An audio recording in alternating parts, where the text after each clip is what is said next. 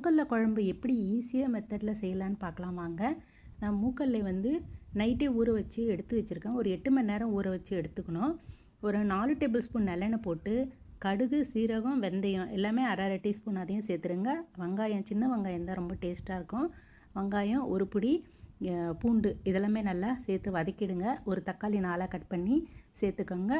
கொண்டைக்கல்லையை போட்டுடுங்க. ஒரு துண்டு புளி போடுங்க. 1 டீஸ்பூன் மஞ்சத்தூள், உப்பு 1 டீஸ்பூன், குழம்பு மிளகாத்தூள் 1 டேபிள் ஸ்பூன் நல்லா போட்டுடுங்க. நம்ம சாதம் வடித்த தண்ணி இருந்தால் ரொம்ப நல்லாயிருக்கும். சாதம் நல்லா கொதிக்குது பாருங்கள், அந்த தண்ணியை சூடாக போட்டுருங்க. அதில் போட்டுட்டு ஒரு 2 விசில் வர வச்சு எடுத்துட்டிங்கன்னா சூப்பராக ரெடி ஆகிடும். அதுக்கப்புறம் நல்லா கொஞ்சம் தண்ணி பத்தலைன்னா மறுபடியும் கொஞ்சோண்டு தண்ணி போட்டு ஒரு கொதி வர வச்சு நீங்கள் எடுத்துட்டிங்கன்னா ரொம்ப அருமையாக இருக்கும். இந்த குழம்பு வந்து இட்லி தோசைக்கும் போட்டுக்கலாம், சூடாக சாதத்தோடு நல்லாயிருக்கும்.